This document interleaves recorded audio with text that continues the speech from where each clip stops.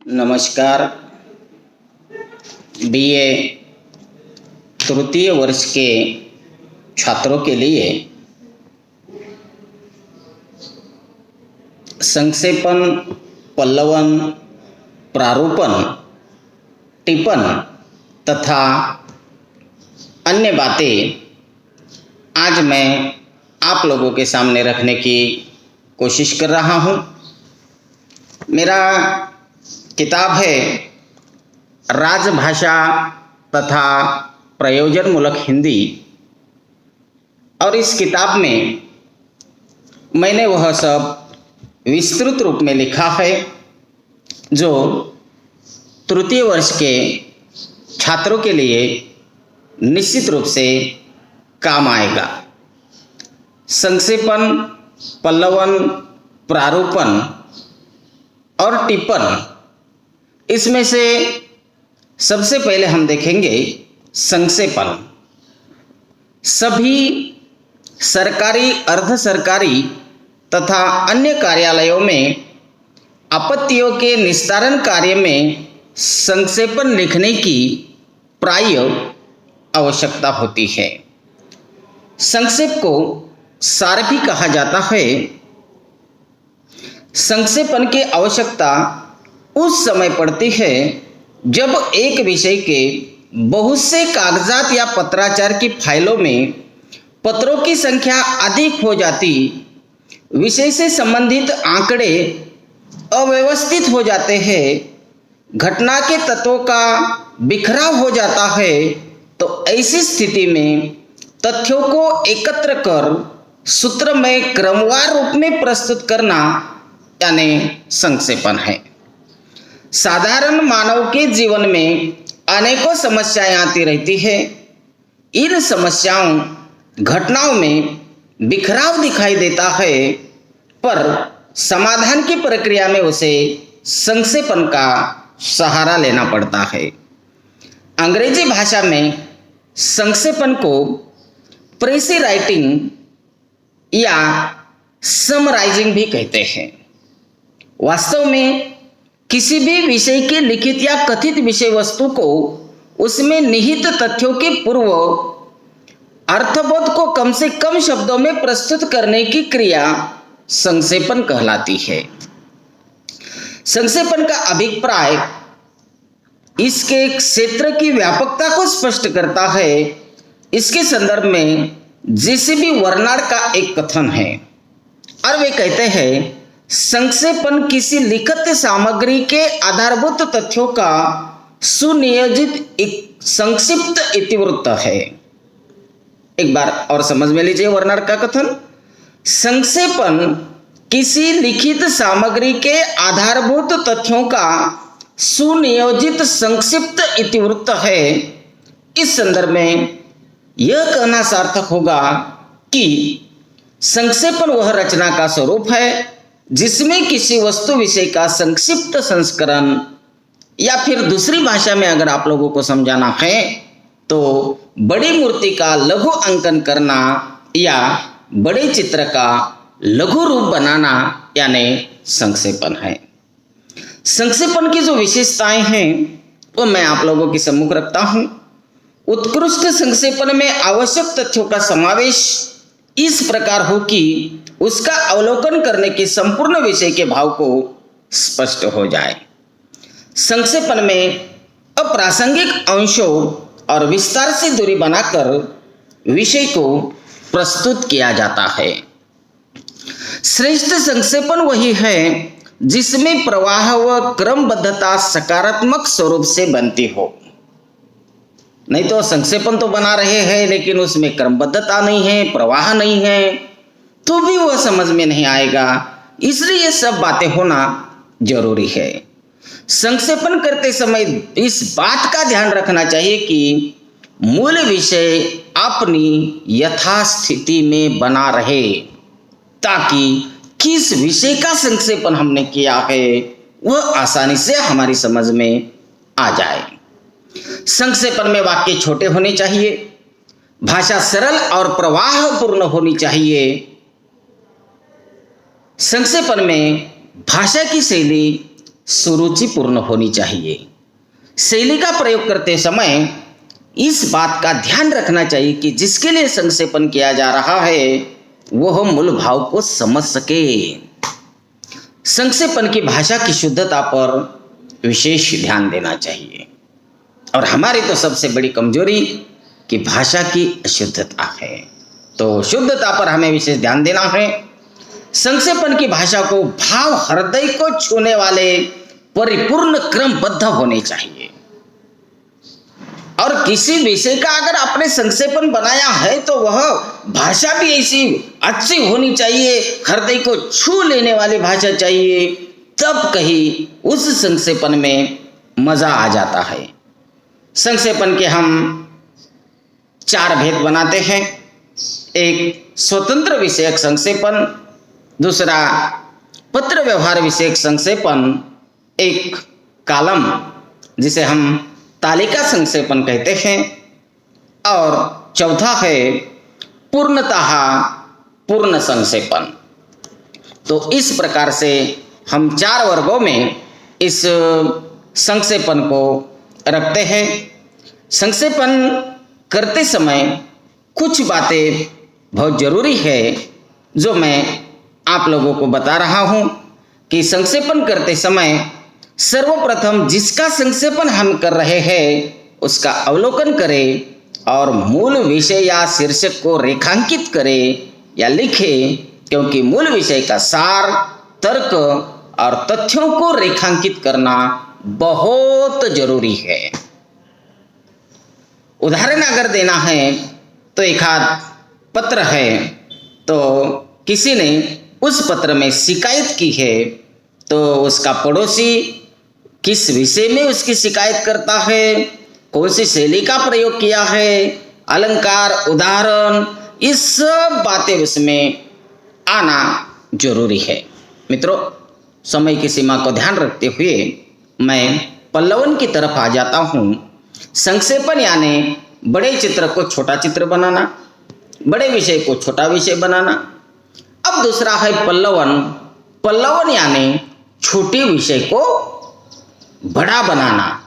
अब बड़ा बनाना ये भी थोड़ा सा गलत ही है, क्योंकि पल्लवन यानी उसको विस्तृत रूप से बनाना और इस विषय को समझने के लिए या छात्रों को समझाने के लिए और व्यवस्थित बनाना यानी पल्लवन है। विचारों और भावों के सूक्ष्म और सार रूप में रहने पर उसका अर्थ जनसाधारण की समझ से परे होता है। विचारों और भावों के सूक्ष्म और सार रूप में रहने पर उसका अर्थ जनसाधारण लोगों की समझ में नहीं आता। इसलिए शब्दों की गूढ़ता, सार को समझने की कुशलता प्रत्येक व्यक्ति में नहीं होती है, परंतु उसी विचारों, भावों के सूक्ष्म और सार को जब एक कुशल व्याख्याता द्वारा क्रमबद्ध सकारात्मक विचारधारा के साथ सरल शैली में जब समझाया जाता है तो उसे पल्लवन कहते हैं।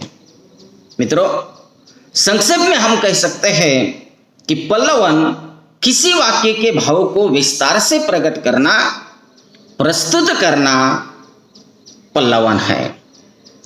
दरअसल पल्लवन किसी संकुचित विचारों, बातों को विस्तृत करने को कहते हैं। पल्लवन संकुचित शब्दों का अर्थपूर्ण विस्तार है। सामान्य रूप से पल्लवन की अगर व्याख्या करनी है तो शब्द समरूप प्रतीत होता है, पर प्रयोजनमूलक हिंदी में इनका अर्थ स्पष्ट रूप से अलग है। पल्लवन में मूल भाव का विस्तार किया जाता है, जबकि व्याख्या से संबंधित पद या संदर्भ की आलोचना की जाती है, उससे संबंधित उदाहरण दिए जाते हैं। पल्लवन में मूल न गौण दोनों भाव ग्रहित होते हैं।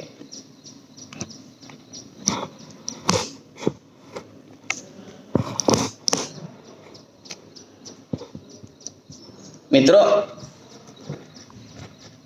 इस प्रकार ये पल्लवन की बातें आप लोगों की समझ में आ गई। अब दूसरा, और या फिर पल्लवन में अगर और विस्तृत रूप से आप लोगों को बताना है तो कोई सूक्ति, कोई मुहावरा, कोई लोकोक्ति या कोई वाक्य अगर आया है तो उसको व्यवस्थित रूप में प्रकट करना यानी पल्लवन है। पल्लवन में करते समय एक बात को विशेष ध्यान रखना चाहिए कि शब्दों के और वाक्य के बीच परस्पर प्रवाहपूर्ण, रुचिकर, बेहतर तालमेल होना चाहिए ताकि कही गई बातें सभी के समझ में आ सके। पल्लवन की भाषा मौलिक, स्पष्ट, सरल, छोटे छोटे वाक्य और पल्लवनकर्ता को यथासंभव मुहावरों का और अलंकृत शब्दों का प्रयोग करना चाहिए। पल्लवन की लेखन शैली के लिए अन्य पुरुष का प्रयोग किया जाता है। आलोचना, समालोचना या सुझाव देने का अधिकार पल्लवनकर्ता को नहीं है। पल्लवनकर्ता को केवल प्रसंग युक्त बातों को स्थान देना चाहिए। अप्रत्यक्ष विचारों की व्याख्या विस्तार से करनी चाहिए। इस प्रकार दो बातें आप लोगों की स्पष्ट हो गई, पल्लवन, संक्षेपण।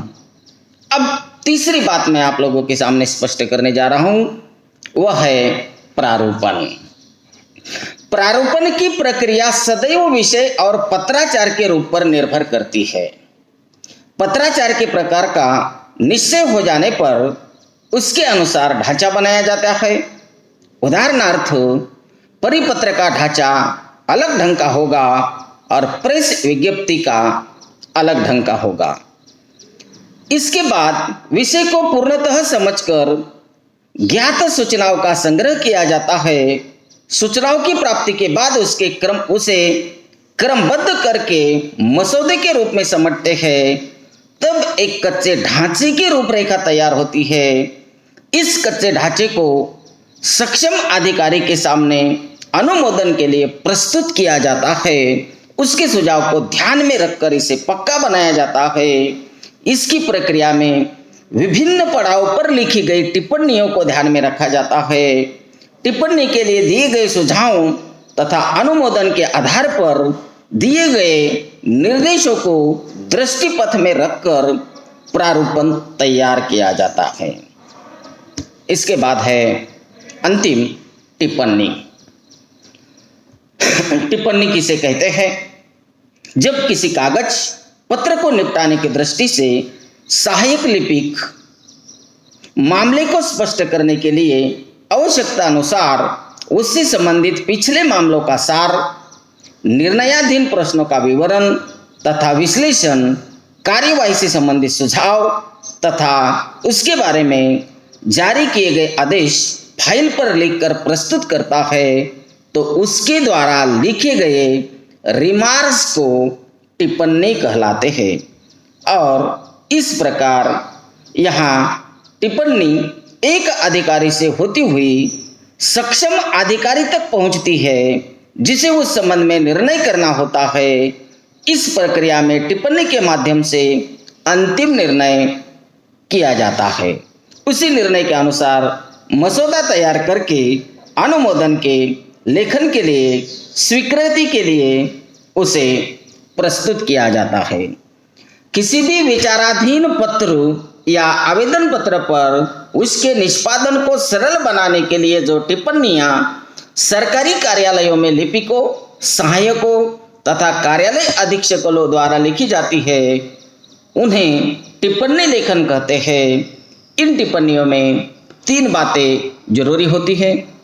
उस पत्र से पूर्व के पत्र आदि का सारांश होता है।